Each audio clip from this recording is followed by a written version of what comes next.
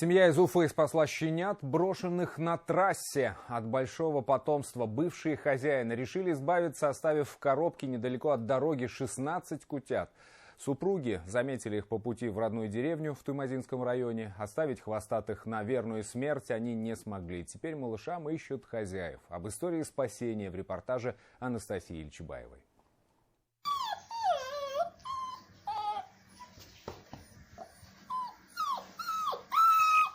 Такими же мокрыми, но не от теплого душа, а от холодного ливня Олег и забрал с трассы 16 щенят. Запуганных и голодных малышей они с супругой нашли в Туймазинском районе. Один из щенков выбрался из оврага на дорогу. Поначалу забирать кутят домой не собирались. Почти 2 десятка, хоть маленьких, но все же собак надо где-то содержать. Супруги покормили малышей и уехали. Как оказалось, ненадолго. Ночью начался ураган, ливень, снег такой пошел. У меня сердце не выдержало. Поехал, забрал. Щенят просто выкинули в поле, оставив в коробке. В ней же Олег и его жена повезли их домой в Уфу. По дороге хвостатая орава прогрызла картон и рассредоточилась по салону. Дома родители ждали ничего не подозревающие дочери.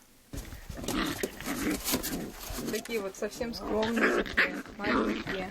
Я вообще от бабули узнала. Вот родители везут щенков. Мы такие, как так? И все. Начинаем цифру 16 не называть. Да.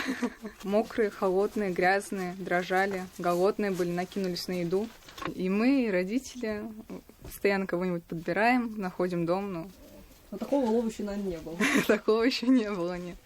Малыши пока изучают свое временное пристанище. Хвостатым выделили целый этаж, подвал. Но оставить их себе семья не может. Всем 16 нужно найти хозяев. Каждый из них отличается и внешностью, и характером, так что отыскать именно свою собаку здесь точно можно. Самая маленькая такая, скромная вообще. Еще тут есть на волчонок. Вот прям волчонок прям такой тоже красивый такой. Имена малышам не дают, боятся привязаться, признается Лия. У главной скромняшки есть такие же братья. Распознать в щенячьей толпе их нетрудно. Выдают грустные глаза и спокойный нрав. Есть похожие на медвежат, даже урчат так же. Но одна среди хвостатых выделяется особенно.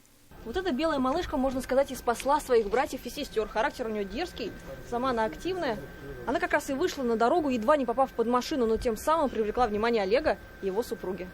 Сейчас Олег вместе с друзьями заканчивает утепленный вольер. Материалами и едой помогают соседи и совершенно незнакомые люди со всего Нагаева. Семья мечтает лишь о 2 вещах. Чтобы было все хорошо, чтобы их раздать, и чтобы они нашли свой дом. Каждый. И поменьше было таких людей, которые так относятся к животным. Если вы или ваши знакомые готовы приютить одного из щенят, вы можете позвонить по телефону, указанному на ваших экранах. Этим малышам уже однажды повезло, когда их сестру на дороге заметил именно Олег. Осмелиться взять на себя 16 щенков смог бы не каждый. И сейчас нужно еще одно чудо – найти дом для всех. Анастасия Ильчебаева, Вадим Исламов. Новости. Уфа.